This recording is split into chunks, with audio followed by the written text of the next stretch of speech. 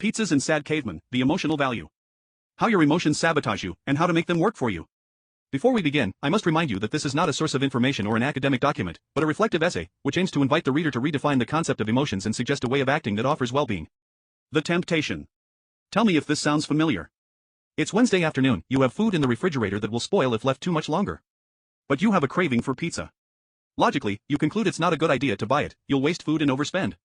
There are no logical reasons to order pizza, yet you take out your credit card and order it anyway. The reality is there was no logical way to win that battle. That doesn't mean there isn't a way to win, it just means we are using the wrong tools, like trying to remove a screw with a hammer. The crucial question is detecting what happened. Because betraying our commitments, wasting our resources, and ruining our plans is not what we truly want. What we have here is a clear demonstration of an aspect of our being that we live with every day and every moment: emotions.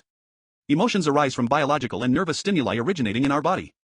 These stimuli are colloquially known as feelings.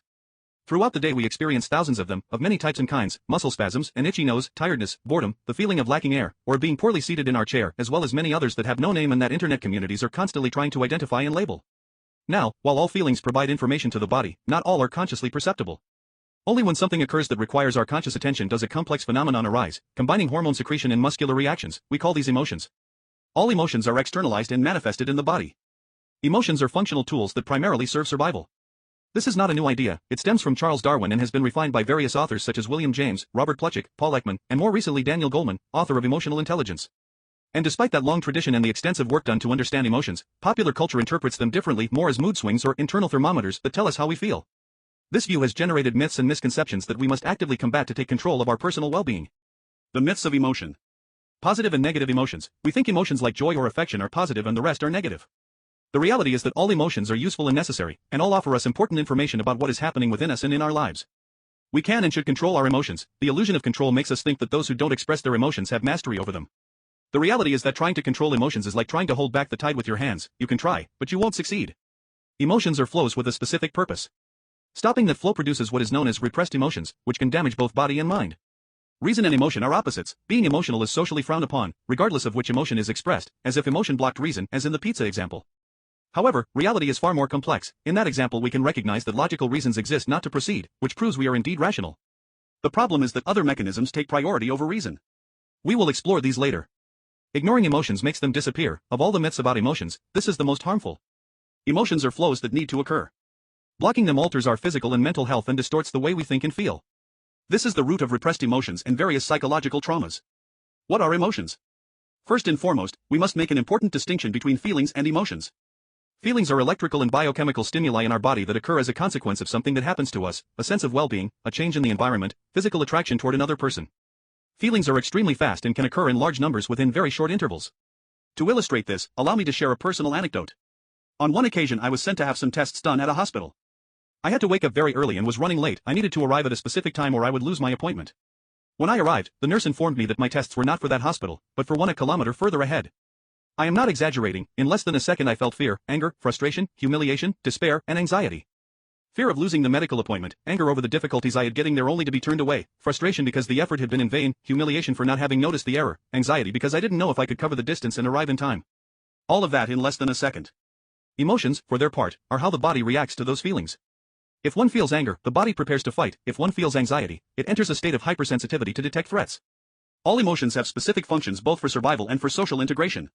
And although several emotions can be expressed simultaneously, I must confess that in the example above things did not go well for me. With so many conflicting feelings in such a short time, I felt physically unwell and nearly fainted. Expressing more than one emotion simultaneously, even 4 or more, is not unusual. Think of a person remembering a loved one who has passed away. They can experience pain, sadness, and joy all at the same time. It could be said that the basic emotions are 7: joy, sadness, pain, fear, surprise, disgust, and anger. From this perspective, it is no surprise that the characters in the film Inside Out correspond to 5 of these 7 emotions. What is truly surprising is that they left out surprise and pain. Each of these emotions is expressed through specific muscles of the body, especially those of the face. In the book Making Comics by Scott McCloud, the author details every muscle involved in each emotion and illustrates matrices of how they combine with one another. Recognizing and identifying these features allows us to connect and empathize with other people. But probably the most important function of emotions is to serve as an alarm system about our own body and being. In a more primitive setting, emotions serve to communicate and prepare us for external situations: disgust to signal possible poisoning risks, anger and fear to fight and survive, joy to integrate socially, and pain and sadness to indicate we need help. As human beings developed their consciousness and capacity to reason, emotions also became more complex, eventually becoming one of the 5 potentials of consciousness. The other four are the instinctive, motor, sexual, and rational potentials. The emotional potential functions to communicate and act upon the needs of the instinctive, motor, and sexual potentials. It is, in practice, the engine that drives our actions to satisfy our needs. Motor and alarm. On the subject of emotions, I have encountered two distinct concepts that emphasize their importance in our lives. According to Luis Alfonso Ruiz Soto, emotions are alarms of our being that indicate what is happening within us. On the other hand, Mark Manson, author of Everything is F***ed, a book about hope, dedicates an entire chapter to the importance of emotions as the part of us that directs our actions.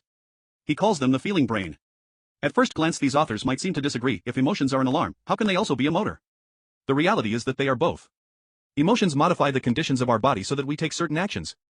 For example, if I am hungry and have no food, worry and anxiety will drive me to go out and find some. Fear and anger will drive me to protect myself or attack whatever I perceive as a threat. Those were the times when emotions were simple and direct. But as our consciousness grew more complex, emotions became less clear, yet they remained extraordinarily effective. Do you remember the pizza example from the beginning? You may not have noticed that I mentioned no emotion, and without it, the act seems completely irrational. However, suppose I feel sad and let down, that I feel I have been treated poorly and want something to bring me comfort and well-being.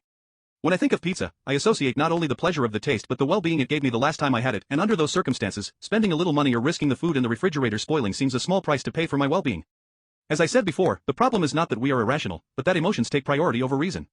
Manson describes the feeling brain as the driver of a car, while the thinking brain is the co-pilot with the map who knows where they want to go, but it is the feeling brain that drives. Emotions have allowed us to survive as a species for millennia. We can trust that they serve an adaptive function, especially considering that abstract concepts like productivity are relatively recent in our history. Emotions take us where we need to go, whether that is rational or not. And although we would prefer reason to be in the driver's seat, emotional functions take priority over rational ones for a very simple reason: emotions are action-oriented, while reason is oriented toward analysis and problem-solving. Thinking paralyzes us physiologically because it demands more resources than any physical action. Therefore, in a duel between reason and emotion, emotion always has the upper hand. Even so, emotions are not capricious, they always communicate what is needed. The problem is that, due to culture and social conditioning, we prefer to ignore them. Myths have become especially toxic in this regard. Instead of listening to what our body needs, we choose to ignore, control, or suppress our emotions, and as a result we live ill at ease with ourselves, with unmet needs. That is why I am going to explain how we can change that. Speaking to the caveman. Establishing communication with our feeling brain requires a great deal of patience. Emotional language is not a language of words. In fact, if emotions could be expressed in exact words, they would be words of 300 or 400 letters with intermediate variations. There would be 20 or 30 words meaning anger that would differ from one another by dozens of letters. Speaking to emotions through words is not a viable option. The process is more like talking to a caveman, without structured language, but extraordinarily expressive. Only his language is not words but sensations: pressure in the chest, heat in the face, a knot in the throat, weight in the stomach. Those are his answers. Let's return to the pizza example. Hey caveman, why don't we have broccoli soup for dinner? A slight rejection. Some tension in the throat, as if the body were saying no, not right now. Don't you like broccoli soup? No, that's not it. The tension softens. There is no rejection of the soup itself, there is rejection of that moment. Then what do you need? The body doesn't respond. Silence. Are we physically tired? Nothing concrete. The body doesn't react. Are we tired of something else? There. A slight weight in the chest. Something. Are we sad? The weight increases a little. Yes. Is it because we've been working too hard? A mixture. Tension in the shoulders, a faint burning sensation. Frustration, perhaps. Is it because nobody recognized the effort we put in? That resonated. The chest tightens. The frustration rises. That was it. Do we believe we deserve something that makes us feel good after all that effort? The weight in the chest eases a little. Something close to relief, mixed with a flash of anticipation as the image of the pizza surfaces in the mind. Did you notice what just happened? I made not a single statement. I only asked questions and observed the reactions. The caveman didn't lie once, he doesn't know how. His answers didn't come in words but in sensations: pressure, tension, relief, weight. That is his language. The caveman doesn't always respond immediately, and when he does, his responses can be mixed or ambiguous. That is normal. Learning to read these signals takes time and patience. But every time we stop to ask instead of react, the signal becomes a little clearer. The caveman has nothing against broccoli soup, what he needs is to feel recognized for the effort of a difficult week. Listening to those alarms that come in a non-verbal language is the only way to properly address them. Now I know that the root cause is frustration and sadness generated by a lack of recognition. If this situation is not addressed, not only will the broccoli soup go to waste, money will be spent on a pizza that shouldn't be bought, and this behavior will most likely repeat itself in the days that follow. The act of internalizing. The real problem with the feeling brain is that, at a biological and executive level, it takes priority over the thinking brain. Even when the problem is abstract, the body treats it as if it were physical. To regain control, we must resolve the problem at an emotional level using the solutions that the rational potential can offer. If the problem is that we feel we deserve a reward because we feel underappreciated, the fair response is to act accordingly, acknowledge the effort and seek a compromise. The problem is not buying the pizza itself, but doing so in that moment, which would generate food waste and, with it, guilt. If we wait until payday, or if we arrange to buy pizza that night instead of cooking, that would make us feel good and recognized, and without the guilt of wasting food. This process is called internalizing. Internalizing is aligning emotions with reason. It is acting with reason and with positive, assertive emotion. Things are not done merely because they are right, but because it feels right to act knowing they are right. It is recognizing that the benefits of our actions exist both in the present and in the future. Recognizing that our emotions have value and importance and that they speak to us of problems that pure reasoning overlooks allows us to live a fuller life and helps us genuinely integrate the benefits of our decisions. Because when the benefit is not understood, the effort is not made. But when it is understood, the effort is not only made, it is made with enthusiasm. The next Wednesday. Let's go back to Wednesday afternoon. There is food in the refrigerator. You have a craving for pizza. This time, instead of fighting the craving or giving in without understanding why, you stop. You ask the caveman what is going on. You feel a weight in your chest that doesn't go away with the obvious question. It's not hunger. It's the accumulated exhaustion of a week that has given you nothing in return. Frustration. Lack of recognition. The caveman doesn't want pizza, he wants to know that his effort was worth something. And that distinction changes everything. Because now you have two pieces of the puzzle, not one. The first is knowing what the caveman needs. The second, and this is the part most people ignore, is finding a solution that both your reason and your emotions can accept. It's not about convincing the caveman that broccoli soup is the right thing. It's about finding an agreement where both sides win. Perhaps you plan a pizza night for the weekend, when there's no food to waste and no guilt to carry. Something that feels like genuine recognition, not a consolation prize. That is called internalizing. Not acting only because something is right, but acting while feeling that it is right. Having reason and emotions point in the same direction. When that happens, something shifts. Effort stops feeling like resistance. There is no longer a part of you pushing toward the pizza while another part scolds you for wanting it. There is clarity. And where effort once lived, something far more powerful appears, enthusiasm. Emotions are not your enemies. They never were. They are the oldest and most reliable system you have for knowing what you truly need. The problem has always been that no one taught us to listen to them or work with them, only to control them, suppress them, or ignore them. Learning to dialogue with your caveman, and then align what you feel with what you decide, is not a fast or perfect process.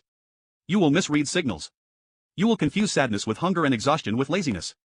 But every time you stop to ask instead of react, and every time you seek solutions that feel right in addition to being right, you will be building something that reason alone could never give you, a life that not only makes sense on paper, but feels like your own. Remember, the power is yours.